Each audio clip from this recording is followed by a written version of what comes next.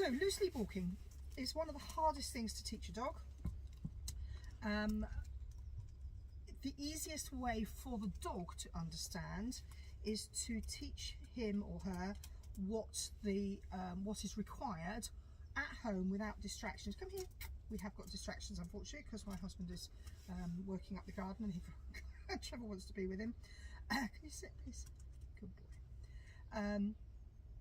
At home, without distractions and without a lead, because the lead becomes a real thing of contention.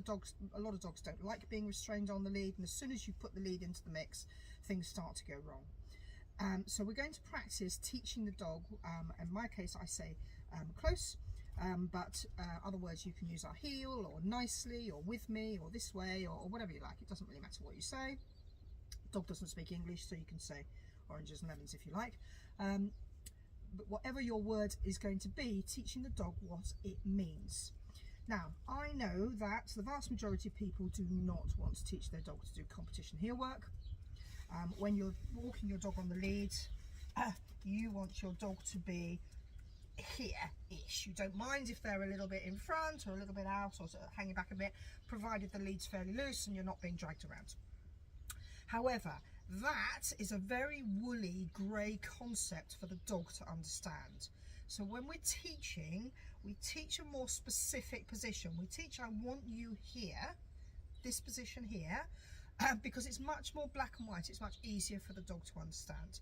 Once they've got it and you're actually able to walk around on there, you can just let it slide and it really doesn't matter. And they're going to make a little, either make mistakes or just go a little bit out, and they're going to discover that nothing dreadful happens, and that it's going to be much more sloppy, and that's fine. So that's all you want. Cool.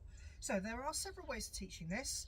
I know at least 10 different ways, but I'm just going to show you a couple here. One of the ones is with a lure. So a lure is what it says on the tin. I've got a treat in my pocket, in my hands rather, and I'm going to put this treat right on the end of the dog's nose and use it to move him like a doggy magnet to pull him around where I want him to go, and then mark yes and reward him by releasing it into his mouth as soon as he gets into the position I want him to be. So now Trevor does know this, so it is going to be quite quick with him. Here is the lure. I'm going to use it, moving it quite slowly round till he's in position. Yes, good boy, and letting him have the treat. When you are luring, common mistakes. If you hold the treat too high, the dog's going to sit. Good boy. If you hold the treat too low, the dog is probably going to lie down or start sniffing at the ground. So it is important that you hold the treat at a position that is comfortable for the dog to be able to walk in. So with his head if his head's too high, he's not going to be able to walk comfortably. So round in a big slow circle and forward. If you have a big dog, you may find you need to take a step forward while the dog's moving around in order to allow them to get into that position, because they can't do it otherwise. Yes, good boy. It's just simply haven't got the turning circle, or you may find that your arms aren't long enough. If you want your dog to work on the right, you literally do exactly the same thing with the opposite hand. Good boy, yeah. Yes. And once he starts getting the hang of it, we can start adding in our words. Close. Yes, good boy. Nice, good boy. And then I'm going to reward him for staying in that position. Fantastic. Okay, that's one way. What you can move that on, if you can get that really good, you can move that on until you can take a step forward and the dog stays in that position. Yes, good boy. And you can start to bring it on from there. Okay, I'm going to show you another method now. This method requires that you walk backwards. So if you're a bit unsteady on your feet, or you're not on good footing, you probably don't want to think about doing this method, but it does work really well. And I'm going to walk backwards with the dog in front of me, coming towards me, and then I'm going to pivot so that the dog is on the correct side. Now this takes a little bit of thinking about. So the dog, I'm going to show you in different directions. So the dog is coming towards me. I want him on my right. So I am now going to pivot to my left, and here he is. Yes, good boy. Okay, I'll show you that coming back towards you. So dog's coming towards me, I'm going to pivot, and there he is. Yes, good boy. And I could show you sideways, I suppose, couldn't I?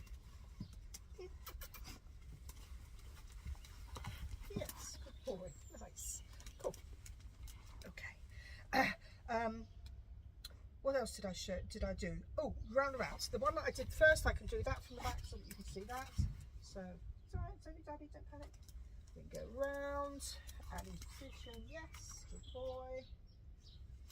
Move forwards, round, into position, yes. Good boy. Just chucking the treat forwards to reset him. And from the side, oh, we can do it this way. Go on, round. Into position, yes, nice, good boy. Cool, good dog. That's lovely, well done, very nice. Here is another way of teaching it. I quite like this way. This way, instead of moving my arms around or moving myself, I'm just going to move the dog. I'm going to stand still. If you've got a very small space, this might work for you better. And I'm going to throw the treat behind me and then turn towards the side I want him to come on, so he doesn't come on the wrong side, and encourage him. He's naturally going to want to come back out in front of me to see where the next treat's coming from, so that I can capture that moment when he's in the right position, when he's there accidentally, and I can capture it, mark it, reward it, and hopefully he will start to learn, oh, this is where I need to get to. So I'm just going to chuck the treat back there as he comes forwards. Yes, I'm going to capture it and reward it, chuck the treat back.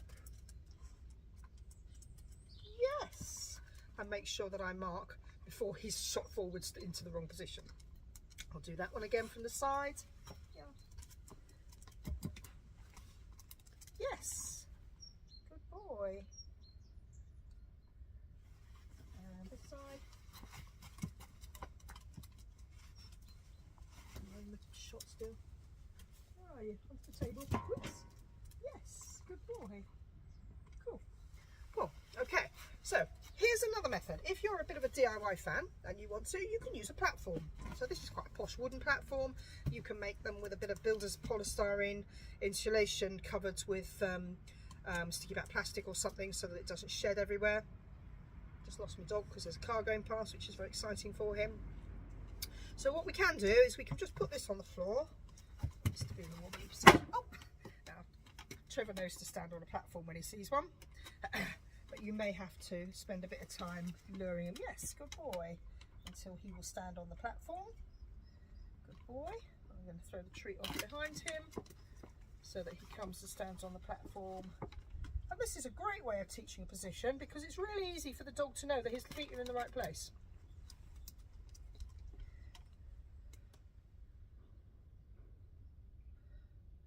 But you're not quite in the right place, are you? Because we've only got front feet on at the moment. Oh no, oh no. Try again. Yes, good boy. Good boy. Now, if you were wanting a more precise heel position, I might be tempted to use a platform because it's so easy for the dog to understand, and I can chuck the treat in all sorts of directions and he can learn to flip his back feet round to get into the right position like that. But that's another way if you fancy doing that. So have a go at those.